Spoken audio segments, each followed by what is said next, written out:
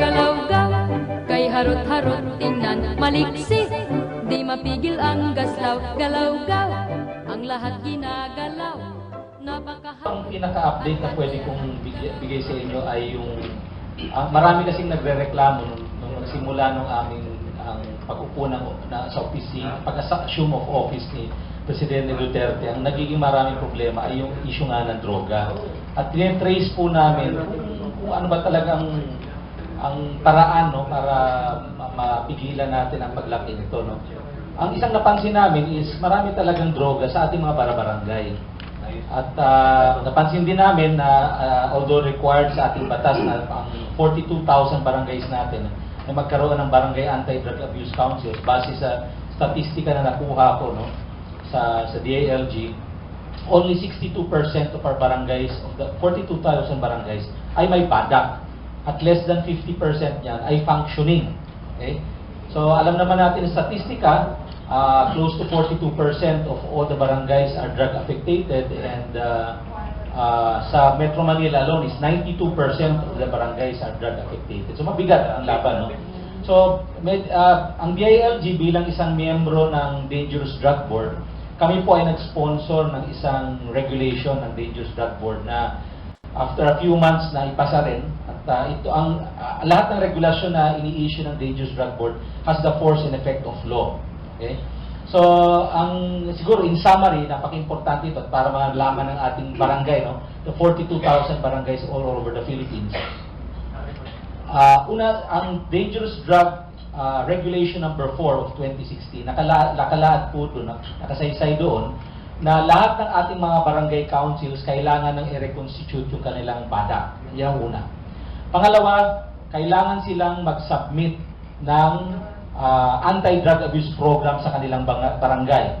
Pangatlo, kailangan nilang ipangalan ang komposisyon o kung sinong nakaupo sa mga barangay anti-drug abuse council sila. At pang-apat, kailangan din nilang ideklara kung magkano ang inalaan nilang budget para sa kanilang mga anti-drug abuse programs. Ngayon, base dito sa regulation number 4 ng DDB, yearly na to, yearly to, regularly yearly.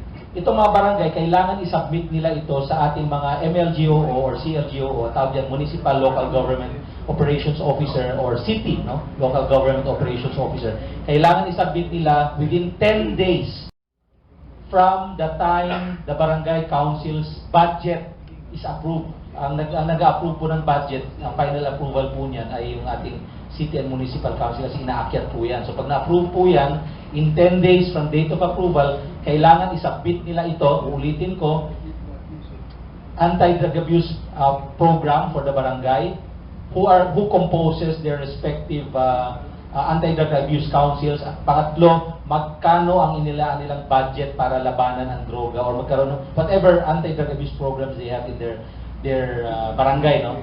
Pag hindi sila nakapag-submit within 10 days from the approval of their budget, ang consequence po nito, mag-a-apply yung Section 32 ng Dangerous Drug Act of 2002. Ano ba ang Section 32?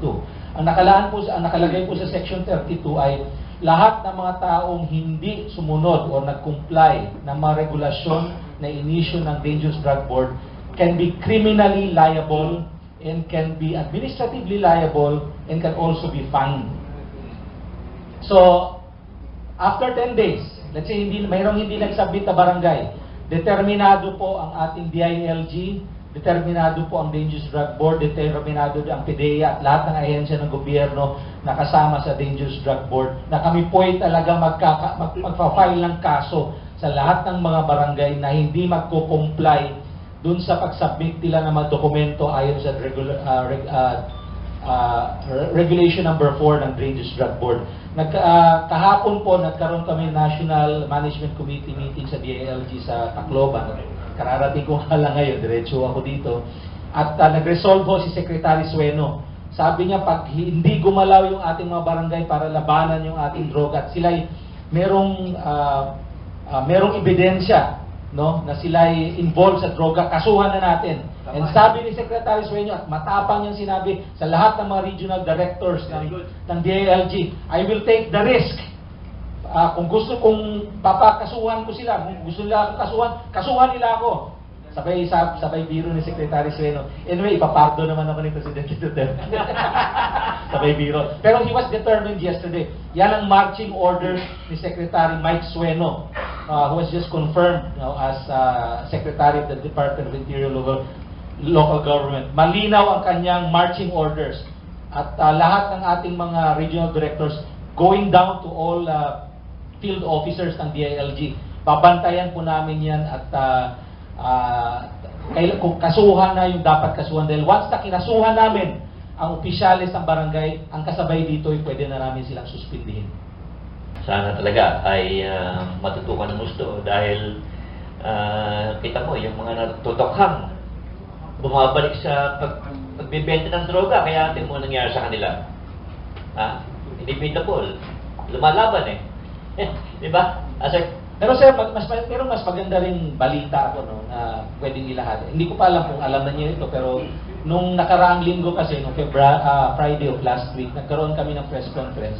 Dahil lingid sa karaman ng marami, pero actually nasabi naman ito as early as October, si Secretary Sueno po mismo ay binigyan kami ng direktiba, ako po at si Undersecretary Catalino Cuy, binigyan kami ng direktiba na kami po ay magsagawa ng independent human rights probe sa mga lahat ng police operations regarding illegal drugs. That's good. Kaya ako ginawa ni Secretary Sueno yun, kasi una sa lahat, yung panahong yun, umatras na po, I think tutuloy na yun, pero at that time, umatras po yung UN Rapporteur on Human Rights to do some investigation here, human rights investigation here in the Philippines. So, nung umatras, sabi niya, paano natin malalaman kung meron talagang hindi tamang o mayroong paglabag ng karapatang pantaon yung ating kapulisan. So, nagbigay siya ng direktiba dahil nalaman ni Secretary na ako po'y may background sa human rights. Human rights advocate po ako at a human rights defender. Noong 1989, ang nag-train pa sa amin ay yung Task Force Detainees of the Philippines. At kaya naman ako hindi membro ng TFDP kasi, ewan ko lang ngayon, pero noong panahon yun, para kayo maging miyembro ng TFDP, kailangan makulong kayo at least for 1 day. So, noong 1989, 1990, kahit anong gawin kong pagrarally sa mga pulis, hindi naman ako hinuhuli. So, hindi ako miyembro. Pero malalim po yung aking pag-aaral ng human rights.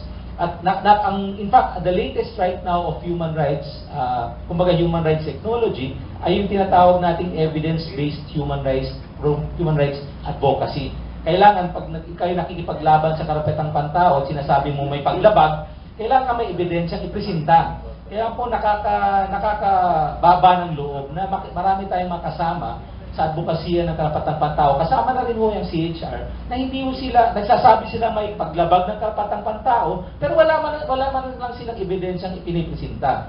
So, nung ginawa po namin yon ni Secretary Sueno, nag-constitute po kami ng Human Rights Investigation Team, nag-imbestiga po kami, nag-random sampling kami. So, we had 25 random cases na kinuha namin from Luzon, Visayas, Mindanao at NCR. 12 in NCR, 7 in Balance Luzon, 2 in Visayas, and 4 in Visayas and 2 in Mindanao. Base sa proportion ng dami ng patay. At that time, ang cut-off po namin is July 1 to October 13. So, kung hindi ako nagkakamali, merong 1,655 or 1,665 na namatay na sa mga operasyon ng ating kapulisan laban sa illegal na droga. Nung sinagawa namin to, so ang resulta pong lumabas, which is inilahat namin last week, sa 25 na random cases, para makita nyo kung paano namin ni-random, pumunta ho, independent ito in the sense na hindi kami nakipagsabwatan sa ating kapulisan. In fact, for the record, meron lang ho kami isang meeting with the group of General Augusto Marquez sa DIDM, para lang ma-fresh out yung procedures, paano kami makakuha ng datos sa aming investigation. Pangalawa, we'd like for the policemen to assure us that they will protect our human rights investigators and they will protect our witnesses. Gusto namin masigurado. So, ang ginawa po namin sa afternoon meeting na yon, the day 2 or 3 days after, pumunta kami sa opisina ng PNP Internal Affairs Service at nandun po lahat ng case folders. Tandaan po natin, bawat isang kaso ng pagkamatay ng isang police operations kung may namatay, meron ho yung case folder. Okay? So yung case folder nandun po sa area ng Internal Affairs Service at bumunot kami ng mga folder. 25 folder representing Luzon, Visayas, and Mindanao. At base sa mga folder na binunot, pinatakbo na namin yung aming human rights investigator para mag-imbestiga. Ang inimbestigahan po, ang mga tinanong po dito, yung mga witnesses ng mga kapitbahay doon sa pinangyarihan ng operasyon ng ating mga kapulisan, yung mga kamag-anak, kung meron pa mga witnesses, at yung mga kapulisan natin. So it was really independent and may mga witnesses. In fact, doon sa aming report, tinago rin namin yung mga mukha ng ating mga in-interview for safety purposes. So ano naging resulta?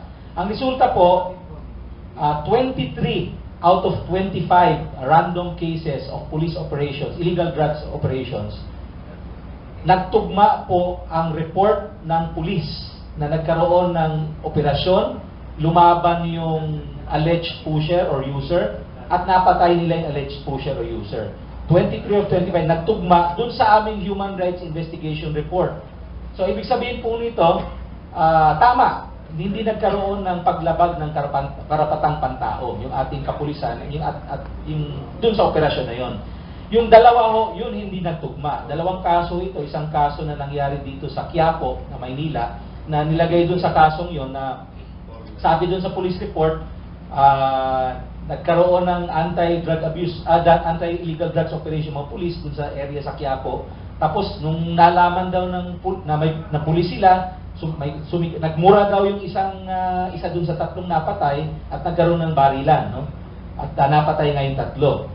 Yun yung sa police report. Dun sa aming human rights investigation report, lumalabas po dun, yung dalawa sa tatlong napatay, hindi talaga nandun sa Quiapo. Dinala lang daw dun ng mga kapulisan at bigla silang pumasok dun sa isang kwarto na merong isang lalaki, no, na nagbibilang daw ng pera.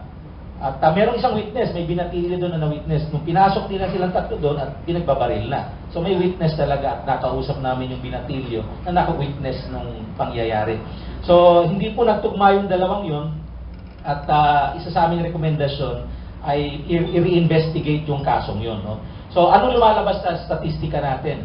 92% or 23 out of the 25 random cases of these police operations on illegal drugs are carried out in accordance with protocol at nag-ayon nga sa mga report. Pangalawa, yung dalawa, which is 8%, hindi nga nagtugma. Ngayon, how do you interpret the figures? Ang interpretation ho nito, base sa sample na kinuha natin, kasi napaka-importante sa amin magkaroon ng indikasyon. At kung gagawa ho tayo ng malaking sample, which is around 20% of the total pie, 20% of the... Aabutin ho tayo ng buwan, no? Hindi natin malalaman kung meron talagang karapatang patade. Ang resulta lalabas pa in 4 or 5 months. At kailangan natin maraming tao na gagawa ng investigation. So ang ginawa namin dito, kahit 25, so that we can have an indicative result. So itong resultang ito, indicative, not conclusive. Inuulit ko, indicative, not conclusive. At ang indikasyon, okay, ang indikasyon dito na walang massive or widespread human rights violation. Okay? Sa 1,600, may potential pa rin talagang merong human rights violation doon. Ano? Pero sinasabi natin, ang issue dito, is it massive or widespread? Ang sinasabi ng aming indicative results, base sa aming pag-imbestiga, ay hindi siya massive at hindi siya widespread. At napaka-importante itong datos na ito dahil nakikita natin yung ating media, kasama na rin ho yung ating foreign media na sinasalo kung ano yung sinasabi ng ating local media. Sinasabi nila lagi na merong human rights violation. So ang basihan ng kanilang report, kung ano yung sinasabi ng local media natin. At yung local media naman, ang sinasalo nila kahit walang, kung anong salita ni Secretary De Lima or sinasabi ng ating CHR, no? Na wala namang basihan until today. In fact, until today, wala pa rin report yung ating Commission on Human Rights kung meron nga ba talagang paglabag ng karapatang pantao na malawakan. At yan ang pong inaantay natin at kung valid pa yung kanilang pag-iimbestiga. At least kami, meron kaming indikasyon na wala. Okay, hindi massive. Ngayon, para lang sa inyong education, no? Kasi marami nagsasabi, paano na yung pinatay ng adik? Paano na yung karapatang pantao ng babae ni rape at pinatay ng isang adik? Okay? Human rights is a very technical issue. It's a technical term. Nung araw, nung wala pang Universal Declaration of Human Rights, noong December 10, 1948, lahat ng gawin natin sa isa't isa, kung tayo nanakit, kung tayo pumatay, kung tayo pinigilan natin magsalita, pinigilan natin pumasok sa isang reliyon, all of those are all human rights violation, whether done by private or public officials. Okay? Nung piniramahan ho natin yung Universal Declaration of Human Rights sa dokumento, may kaibat po niyan ay nagkaroon ng mga tratado at mga konbensyon. So in our case, it's the International Convention on Civil and Political Rights. Yun po yung karapatan nating mabuhay, karapatan nating magsalita, karapatan nating pumasok sa isang relihiyon, etc. etc. Ang nagba-violate lamang, kiniklear ko ito para sa inyong kaalaman kasi maraming tao hindi nakakaalam maski sa Senado, no? Ang nagba-violate lamang po ng human rights ay ang ating Estado. The government, bakit? Kasi ang ating gobyerno, ang pumirma naman dokumentong yun na nagsasabing kami po ay pumipirma nito at aming i-uphold ang karapatang pantao sa aming mga bansa. Okay, so sila lang ang nagba-violate. The state agents, mula Pangulo hanggang Barangay Tanod, sila lang po ang nagba-violate ng human rights. At kung ito'y ginawa ng isang tao na hindi kasama sa Estado, okay, it can be a human rights violation if it is state sanctioned. Sinabi nung, let's say, sinabi ng Pangulo, o ikaw, patayin mo siya, ikaw, huwag mo siyang pagsalitain. If it is state sanctioned, it's also a violation of human rights. But generally speaking, human rights can only be violated by state agents. At ang state agents nga natin, banggit ko, lahat ng taong gobyerno mula Pangulo hanggang Barangay Tanod. Ngayon, kung isang adik, pinatay niya isang tao, walang human rights violation dyan. Human wrong. In the technical sense, merong violation of civil and local or civil and criminal laws of that country. So, pinatay ni adik yung babae, kailangan siyang kasuhan ng criminal or murder, no? Ngayon, lahat ng mga ginagawa, whether state agent siya or non-state agent privado, lahat ho yan, maski ating kapulisan, lahat ho yan merong paglabag sa ating mga batas kriminal. Okay? Lahat yan. So, kahit pulis, pinatay isang tao, okay, criminal murder yan or homicide, may violation yan, no? Every time a crime is committed, regardless of who perpetrated the crime. Ngayon, ang tanong dyan, ano ngayon, lahat pala yan under sa ating local laws, ano? Ano ang importance ng human rights law sa ating bansa? Okay. Kasi ang human rights law na pag nag-violate ka dyan, wala naman yan sa ating batas eh. So pag pumatay yung ating nahuling pumatay ng pulis sa isang tao, charge siya ng murder, which is nangyari sa Pasay, charge siya ng murder. Ngayon, ang human rights law kasi determines our relationship with the international community.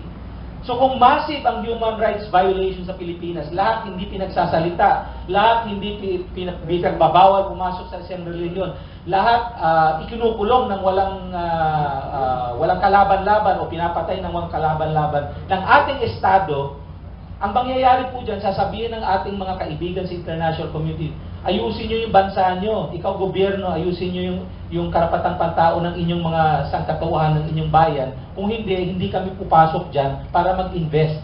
So there's an economic, kaya nga merong embargo sa Cuba. Dahil wala silang karapatang magsalita doon, yun ang quote, no? Sa Myanmar, ang Myanmar is, may military junta nung araw. Ngayon wala na, no? Marami silang mga political prisoners. Walang nag-i-invest sa Myanmar for so many decades. At naghirap ang Myanmar. Okay? Naghirap sila kasi walang investments eh. Ganon din ang posibleng mangyari sa atin kung hindi tayo sumunod sa karapatang pantao ng ating bayan na massive in nature. Not to mention a potential criminal liability sa international courts. Hindi lang yon. Alam mo, kung di kapareho mo na marunong magpaliwanag, Asek, would you believe na today, napapakinggan ka ng United Nations through the help of Camilo and Mayatir. On live tayo sa YouTube.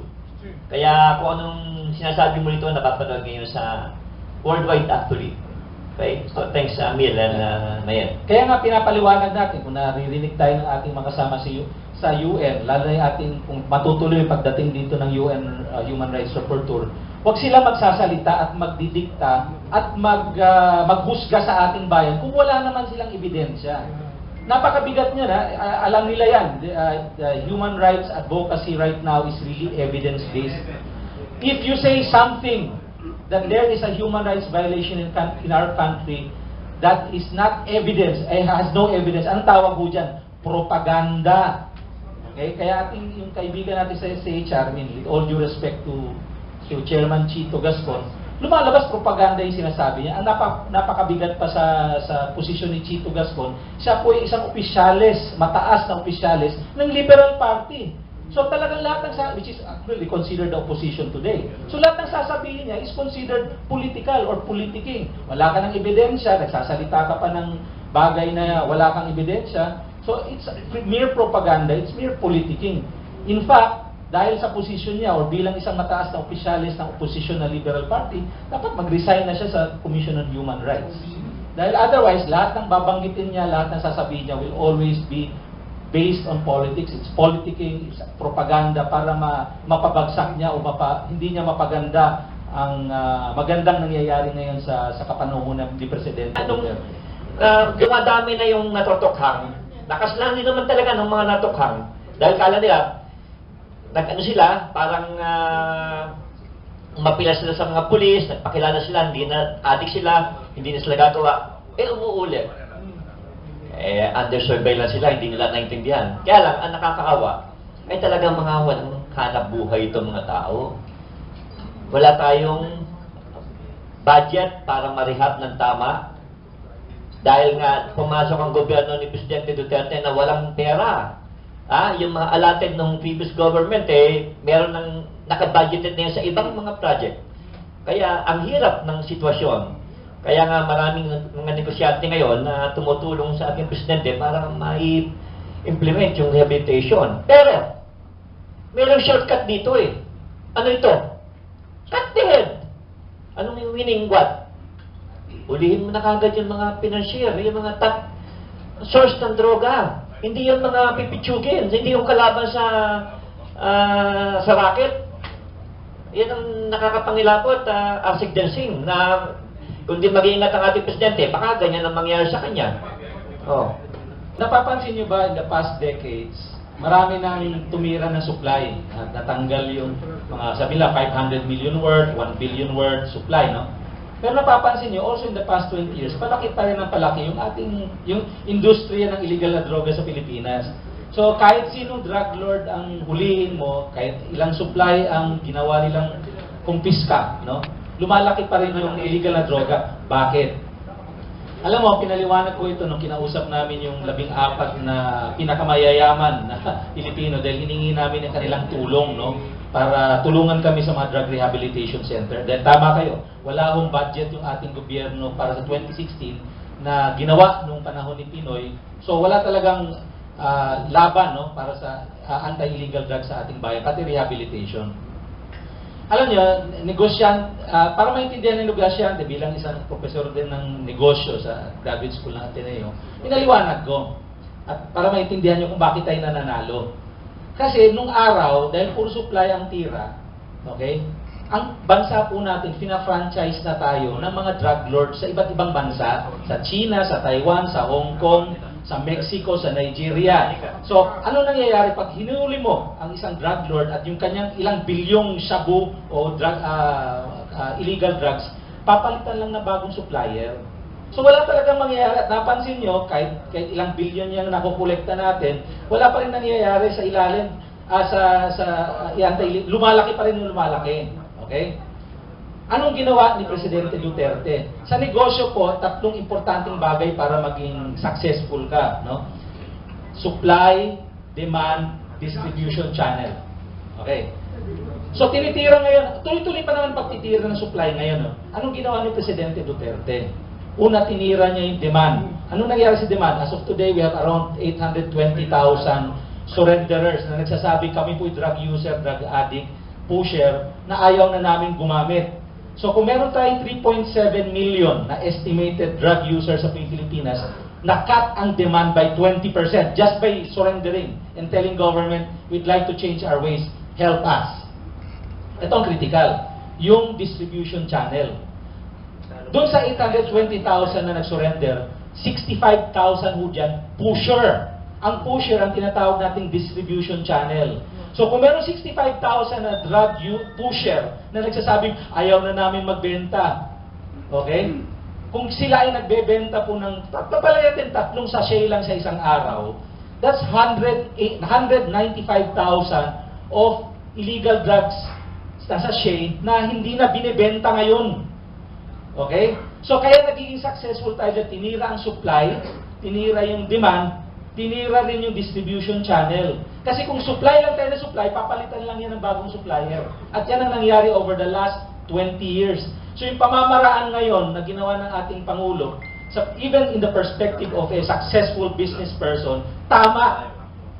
Nagkataon lang ho na maraming mga casualty na nangyayari. Kaya nga binabantayan rin natin. Si Pangulo, kung hindi nyo po alam, very clear yung kanyang policy statement on human rights. Very clear. Nasa mga pronouncement niya yan, hindi lang kinukumpleto ng ating media. Nung pag-upo niya pa lang during the inauguration in June 30, 2016, sabi niya sa kanyang inaugural speech, I will uphold human rights, but I will not let human rights to become a shield for criminal activities. Number 1. Number 2, anong sinabi niya? Wala naman siya sinabing kill the pusher. Sabi ni Pangulo, patayin mo yung pusher kung dun sa inyong police operation meron siyang barel at lumaban at sa palagay nyo ma-jeopardize yung buhay, patayin nyo na. Okay. Pangatlo, at hindi rin to nalagay sa media, no? September 22, during one of his speeches in Region 10, no, sa Philippine National Police, ano sabi niya? Sabi niya, kung yung kriminal o yung pusher, dala-dala lang kahoy, huwag nyo nang barilin. Kung sharpshooter kayo, sabi niya, kung sharpshooter kayo, barilin nyo dito sa hita. Sabi niya, pero huwag nyo babarilin dun sa gitna ng dalawang hita. Nagbiro pa siyang ganun. In other words, ang message niya, if you can disable, okay, the alleged criminal or pusher, disable. Malinaw yan sa kanya. It's just, ina-exaggerate lang ng ating media. No? Malinaw yan. Human rights, upholding of human rights is still part of state policy. At malinaw din kay Pangulo at sa amin din, ang isang buhay ay isang buhay. Okay? Hindi namin kinukondon na may namamatay na tao. Ayaw din namin yan. Buhay pa rin yan eh. Kaya lang, kung yung buhay na yan, doon sa nangyari yan, yung buhay na yan, ginopardize na yung buhay ng isang tao, in this case, ang kapulisan, siyempre kailangan naman ng pulis na ipagtanggol yung kanyang sarili. Kaya nga ang term namin, hindi extrajudicial killing, extra-legal killing. Yan naman talaga totoo. Yun ang term. Kasi legal killing is a generic term. EJK yan. Is a generic term for self-defense or court-ordered killing. Yun yung death penalty. Death penalty. So since wala tayong death penalty, wala tayong judicial killing. Kung wala tayong judicial killing, wala tayong extrajudicial killing. And bakit ginagamit ng mga human rights advocate yan at ng ating mga opposition? Because EJK is a very emotional term, especially for Westerners. Kasi wala nang death penalty sa kanilang mga bansa. Correct. So that's why we're correcting the term. We're using extra-legal killing because when the police killed the alleged pusher for self-defense, no? Legal killing yan. Ngayon, pag pinatay yung alleged pusher ng walang kalaban-laban, ang tawag dyan, extra-legal killing. Kung sinabi niyo na inactivate na yung advisory board sa barangay. Anti-drug abuse. Yeah. At mag-recommend ng budget. Ang budget saan galing? Sa revenue sharing yun? O Ay, hindi. Alam nyo, ang gusto lang ho namin, i-declare nila yung budget. So, pag na-declare na nila yung budget, at least meron tayong basihan para sabihin, paano nyo gagamitin yung pera para sa inyong mga anti-drug sino abuse program? mag-release dyan? Ang barangay po ang magde-declare. Hindi, sino mag-release sa pera? Saan naman galing ang pera? Ay, hindi, barangay po. Budget po ito ng barangay mismo. Alam mo yung problema, nakausap ko si itong mga barangay workers, karamihan naglilinis dito sa mga kalsada namin. Dani Carino. Ang sad story nila is, ang sweldo namin, 3 buwan hintayin bago nung tanggap. Ngayon, you give them 10 days to activate the drug board to be in operation after a few days. How will they operate? They have no one to fund. 3 buwan pa matanggap. Gusto mabuti nila. Alam niyo, minsan yung ating mga barangay health workers and tanong, minsan may budget na po yung barangay. Ito yung pumapasok na korupsyon eh. Instead na gamitin ito para bayaran sila, dinedelay ng dinedelay. Yun yung una. Pangalawa, posibleng ang walang pondo dahil kalaban siguro nila ang mayor, hindi rin binibigay sa kanila yung pondong nakalaan para sa kanila. So may mga ganyan tayong sitwasyon. Pero again, hindi naman, yung pag-activate po ng BADAC yan po ay talaga ng ating batas. Mandato po yan. Kailangan nilang itayo yan. No? Ang gusto lang namin sabihin, lagyan nyo ng budget. Hindi namin sinasabi nga kung magkano. Basta, wala. Basta i-declare lang nila yung budget para may basehan kami, ito, nag-activate sila ng BADAC, may budget. Ngayon, kung paano nila ginamit ito, yan ang aming babantayan. Gusto ko lang idagdag kay Asek Densing, no? Dapat siguro magkaroon ng isang unit ng ating gobyerno na lahat, past and present, nila lifestyle check. Dahil pag ni-lifestyle check mo yan, sapulin mo na kagad eh. Why prolong the agony? Kasi dyan sa ang malaking problema ng ating gobyerno ngayon, bawat agency ngayon, nakurap na. Meron ng mafia from within. Kaya kung ikaw, bago ka sa gobyerno, pagka hindi ka nakiayon sa mafia, yayariin ka, sisiraan ka. Ikaw pa magkakakaso. So, kailangan ma-preempt yan agapan by doing this. Look what happened to our DOJ. Pero mo yun, ang lalaking tao niya na nakurap. Pakurap-kurap ngayon. Kaya lang, as malaking problema natin dito, ang daming makakapalang mukha. Pati sa kaliwa. Hinamon na ng ating presidente kung kayo maalma na ilibig si Marcos, magsilayas na kayo sa gobyerno. Wala eh. Talap-talap sa gobyerno. Asek, talap-talap. Hindi ba? Ay, dahil matino. Meron lang ako last question sa iyo, Asek. Nakapagbiyahe ka na ba sa abroad panahon ni Presidente? Very good! Mabuhay ka!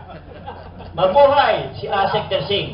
Dahil, balita ko, ang next expose laban kay Presidente ay yung mga jet setter ng mga cabinet secretaries at mga alipores. Wow! Lifestyle of rich and famous.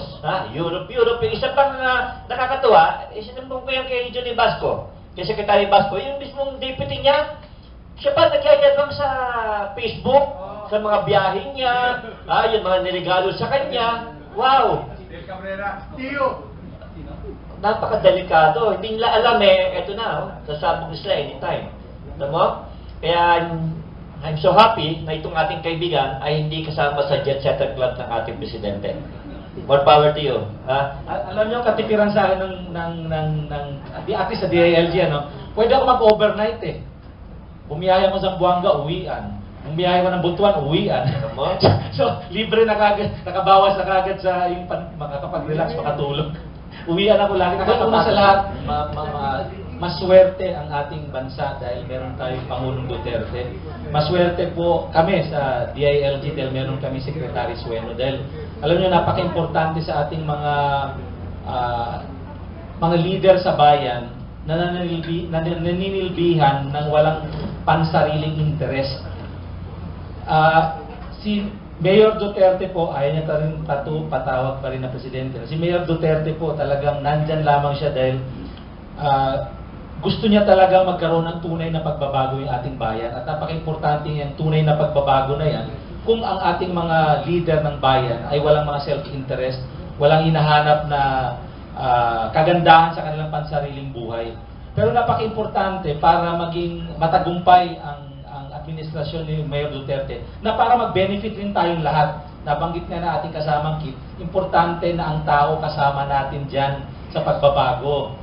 Bakit ba maraming korupsyon sa ating lokal na gobyerno, sa ating mga national government offices? Kasi ang nasa isip ng ating mga lokal na opisyal, na mga hinalal natin, okay lang magnakaw. Wala namang nagre-reklamo eh. Okay lang gumawa ng kalokohan, wala namang sumisita. Kahit nakikita na ng ating mga pribadong mamamayan ang hindi magandang ginagawa nila at pagnanakaw, hindi tayo nagsasalita. Pero kung kayo magsasalita at sasabihin nyo, nagnanakaw yan, o si konsihal, wala namang trabaho yan, meron siyang malaking bahay. O si kagawad, dati naglalakad lang yan, nung naging kagawad o kapitan, 3 na kotse. Kung magsasabi ho kayo sa amin, mayroon kaming magagawa, hindi ho namin makikita na kaming tinalaga dito para tumulong at linisin ang ating bayan. Kung hindi namin makikita, kayo po nakakakita niyan eh. Kailangan niyong sabihin sa amin. Kaya napaka-importante ang partisipasyon ng ating mga kababayan. Sana po gawin ninyo ang inyong magagawa, no, para sabihin sa amin kung anong mga nangyayari, para magawan din namin ang para pabago natin ang ating Very bayan. good. Ako po si Mami Yet Robles, ang mami at babaeng lagalag. At ito ang aking balita, news, para sa kaalaman ng buong Pilipinas, buong mundo, North, East, West, South. Hanggang sa muli! At pakialam, galaw-gaw. Kung tawagin siya'y ganyan, kang karot. Na trumpong tumatalang, galaw-gaw. Nakalilito.